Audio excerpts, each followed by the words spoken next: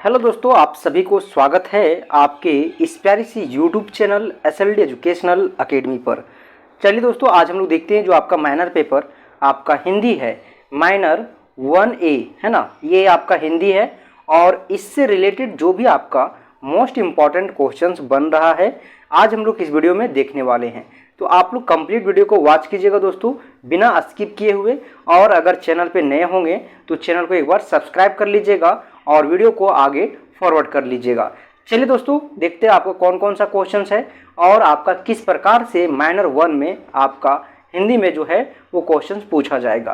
पहला क्वेश्चन है, यहाँ पे देख सकते हैं आप लोग, है ना। बोला है हिंदी कहानी के उद्भव तथा विकास का जो है वो विकास पर जो है वो प्रकाश डालें, है ना।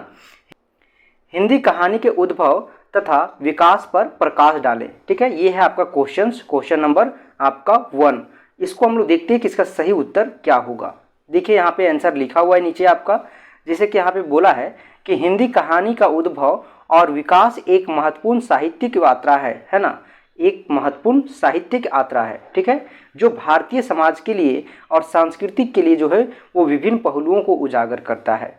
देखिए यहाँ पे बोला है कि जो आपका हिंदी को जो कहानी का जो उद्भव हुआ, जो इसका विकास हुआ, है ना, ये एक जो है वो साहित्यिक यात्रा है जो भारतीय समाज और सांस्कृतिक के विभिन्न पहलुओं को उजागर करता है। यानी कि जो भारतीय समाज है, भारतीय जो सांस्कृतिक है, उसका जो अलग अलग पहलू है उसे उजागर करने का काम आपका हिंदी कहानी करता है ना। देखिए इसको जो है निम्नलिखित भागों में जो है विभाजित किया गया है, चरणों में जो है वो विभाजित किया गया है, जिसमें आपका पहला है यहाँ पे प्रारंभिक काल। यानी कि जो आपका हिंदी है, जो आपका कहानी है, इस कहानी का प्रारंभिक काल कैसा था। देखिए यहाँ पे आपका दिया हुआ है इस कहानी के, देखिए ये आपका हिंदी कहानी का जो आरंभिक काल था वो भारतीय स्वतंत्रता आंदोलन के समय का था, ठीक है। यानी कि जिस टाइम हिंदी कहानी का आरंभिक काल चल रहा था उस वक्त जो है वो भारतीय स्वतंत्रता आंदोलन का जो है वो प्रारंभिक समय था, है ना, वो आपका जो है वो प्रारंभिक काल था।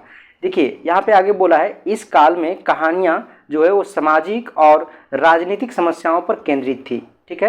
यानी कि जो भी कहानियाँ बनती थी, जो भी कहानियाँ को लिखा जाता था, तैयार किया जाता था, वो कहानी किस पे केंद्रित होता था, आपका सामाजिक मुद्दे पे, है ना, या फिर राजनीतिक मुद्दे के द्वारा, ठीक है। तो ये दो मुद्दे पे जो ही है जो है आपका समस्या जो होता था, इन समस्याओं से रिलेटेड जो है कहानियों को लिखा जाता था और इसी पे जो है वो केंद्रित रहता था। बात देखिए प्रमुख जो लेखक हैं, है ना, लेखक यहाँ पे लिखा हुआ प्रेमचंद्र, है ना। इस दौर का जो है प्रेमचंद जो है वो इस दौर के प्रमुख लेखक थे, है ना। उनकी कहानियां जैसे गोदान, कफन और ईदगाह समाज को जो है व्याप्त गरीबी, जातिवाद और शोषण को उजागर करती है, ठीक है। उसके बाद देखिए आगे आपको क्या बोला है, इसका विशेषताएं, ठीक है। जैसे आपका यहाँ पे प्रारंभिक काल है, इस प्रारंभिक काल का विशेषता क्या है इसके बारे में आपको बताया गया है, ठीक है। तो यहाँ पे देखिए क्या बोला है, इस काल की कहानियां में जो है वो ग्रामीण जीवन, सामाजिक अन्याय और जो है वो निम्न वर्ग की समस्याओं को प्रमुखता दी गई थी। जो भी आपका कहानियां लिखा जाता था उसमें आपका ग्रामीण जीवन, सामाजिक अन्याय, है ना, और निम्न वर्ग की समस्याओं को प्रमुखता दिया गया था। कहानियां क्या था, देखिए आगे यहाँ पे बोला है कहानियां अर्थार्थवादी थी और इनमें जो है वो पात्रों के जीवन की कठिनाइयों को जो है वो सजीव रूप में प्रस्तुत किया गया था। उसी प्रकार से देखिएगा दोस्तों, यहाँ पे आपका जो है वो प्रगति है, आपका दूसरा चरण, ठीक है, प्रगतिवादी युग। देखिए ये चरण आपका किस प्रकार से था हिंदी कहानी का, ठीक है। देखिए इस काल में हिंदी कहानी ने प्रगतिवादी आंदोलन के सिद्धांतों को अपनाया। प्रगतिवादी आंदोलन का जो सिद्धांत था उसी सिद्धांत को हिंदी कहानी ने अपनाया। यह समय जो है वो भारतीय स्वतंत्रता संग्राम के चरम पर थी, ठीक है ना, चरम का सीमा था, ठीक है, चरम का भी था, ठीक है, भारतीय स्वतंत्रता संग्राम के चरम का भी था। यानी कि जब आपका प्रारंभिक काल था उस टाइम जो है वो आपका भारतीय स्वतंत्रता संग्राम का जो है वो समय था, ठीक है। और ये जो आपका समय है ये आपका चरम समय है, यानी कि अंतिम समय था, ठीक है। प्रमुख लेखक जो है अस्पाल, नागार्जुन, ठीक है, सुभद्रा कुमारी चौहान इस युग के प्रमुख लेखक थे और उनकी जो कहानियां होती थी वो आपका समाज में सुधार की आवश्यकताओं को दर्शाती थी, ठीक है। इसी प्रकार से यहाँ पे विशेषता देख सकते हैं, इस युग की कहानियां सामाजिक सुधार, स्वतंत्रता संग्राम, श्रमिक वर्ग की समस्याओं पर केंद्रित थी। कहानियों में जो है क्रांतिकारी विचारधारा और समाज में जो है निम्न वर्ग के संघर्षों को चित्रित किया गया था। ठीक है, इस प्रकार से देखिए। फिर आपका प्रयोगवाद है ना, ये आपका थर्ड चरण है हिंदी कहानी का, ये तीसरा चरण है। इस काल में लेखकों ने कहानियों को जो है वो नए प्रयोग किए। ठीक है, कहानियों में जो है वो नए प्रयोग किए और कहानियों को शिल्प और शैली में जो है वो शिल्प और शैली में विविधता आई। ठीक है, उसके बाद देखिए दोस्तों आगे क्या बोला है।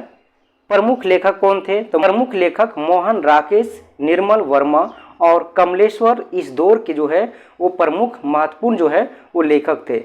इन्होंने जो है वो कहानियों को जो है वैज्ञानिक तरीके और अस्तित्ववादी तरीके से दृष्टिकोण से जो है वो क्या किए, शामिल किया। ठीक है, विशेषताएं देखिए। इस युग की जो कहानियां होती थी वो मनोवैज्ञानिक और अस्तित्ववादी दृष्टिकोण से देखा गया है ना। भाषा और शिल्प में जो है वो नवाचार हुआ है ना। और देखिए इस कहानी में जो है वो मानवीय संवेदनाओं को जो है और आंतरिक संघर्षों को जो है प्रमुखता दी गई।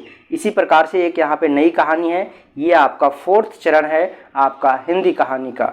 इसे भी आप लोग देख सकते हैं। नई कहानी में देखिए आंदोलन जो है वो आंदोलन ने हिंदी कहानी में एक जो है वो नई दृष्टिकोण शैली को प्रस्तुत किया, नई दृष्टिकोण और शैली को प्रस्तुत किया।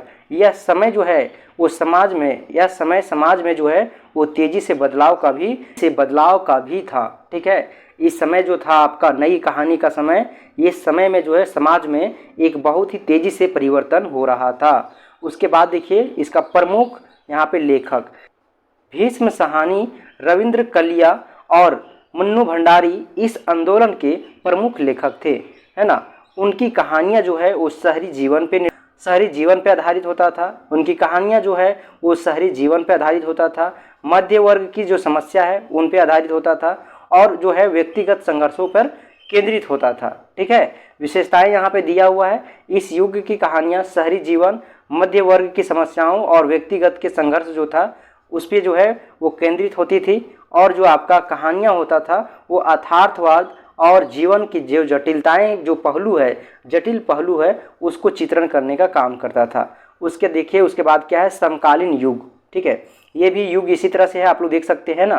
कहानियों में विविधता और वैश्विक दृष्टिकोण से देखा जाता था। ठीक है, यह समय जो है वो तकनीकी विकास और वैश्वीकरण का था। ठीक है, यानी कि यह जो समय था तकनीकी यानी टेक्नोलॉजी का डेवलप हो रहा था और वैश्वीकरण का विकास हो रहा था। प्रमुख लेखक यहाँ पे देखिए उदय प्रकाश, ममता कलिया, सजीव, ये सभी जो है आपका जो है महत्वपूर्ण लेखक थे। ठीक है, उसके बाद देखिए इनका मुद्दा जो होता था ये क्या होता था, पर्यावरण, नारीवाद और समकालीन जो सामाजिक राजनीतिक समस्या है इसी पे आधारित इनका कहानियाँ होती थी। विशेषताएं यहाँ पे स्पष्ट लिखा हुआ दोस्तों, आप लोग देख पा रहे होंगे, है ना। उसके बाद देखिए समापन। ठीक है, समापन में क्या बोला है, हिंदी कहानी का विकास जो है वो भारतीय समाज का, ठीक है, सांस्कृतिक और राजनीतिक परिवर्तन के साथ गहराई से जुड़ा हुआ है। ठीक है, जो आपका हिंदी कहानी है इसका विकास जो है वो भारतीय समाज जो आपका सांस्कृतिक और राजनीतिक परिवर्तन है इसके साथ गहराई रूप से जुड़ा हुआ है। प्रारंभिक काल में जो है वो प्रारंभिक काल से लेकर जो है वो समकालीन युग तक हिंदी कहानी के जो है वो विभिन्न विषयों में जो है वो फैला हुआ है, विभिन्न शैलियों में दृष्टिकोणों को जो है वो अपनाया है, जिससे देखिए हिंदी साहित्य समृद्ध और विविधतापूर्ण जो है वो बना है। ठीक है, हिंदी जो साहित्य है, हिंदी जो आपका कहानी जो है वो जिससे आपका क्या हुआ है, हिंदी साहित्य जो है वो समृद्ध है, जिससे क्या हुआ दोस्तों, आपका हिंदी जो आपका साहित्य है वो समृद्ध और विविधतापूर्ण बना है। इस यात्रा में जो है वो इस यात्रा में हर कालखंड ने अपने समय की जो है वो समस्याओं, संघर्षों और परिवर्तनों को जो है वो कहानी के माध्यम से व्यक्त किया है। ठीक है, जिससे हिंदी कहानी का जो है वो कैनवास व्यापक रूप से और गहन रूप से बना है। ठीक है, तो इस प्रकार से इस प्रश्न का सही उत्तर हुआ। ठीक, नेक्स्ट वीडियो में दोस्तों आगे का प्रश्न को हम लोग डिस्कस करेंगे। बहुत सारे प्रश्न है जो आपका बहुत ही इंपॉर्टेंट है, आप लोग वीडियो को वॉच कीजिए और वीडियो को जरूर से शेयर कीजिएगा ताकि जो है ज़्यादा से ज़्यादा लोगों तक पहुंच सके। ठीक है, और आप लोग इसी तरह से हमारे साथ कंटिन्यू बने रहें दोस्तों। फिर मिलेंगे हम लोग एक नई वीडियो में, जहाँ पे हम लोग आगे का जो प्रश्न है उसे हम लोग डिस्कस करेंगे। बहुत सारा प्रश्न है आपका, है ना, ये सभी आपका इंपॉर्टेंट है। इसका हम लोग नेक्स्ट वीडियो में आंसर के साथ जो है वो डिस्कस करेंगे। चलिए फिर मिलते हैं एक नई वीडियो में, तब तक के लिए आप लोग को बहुत बहुत धन्यवाद।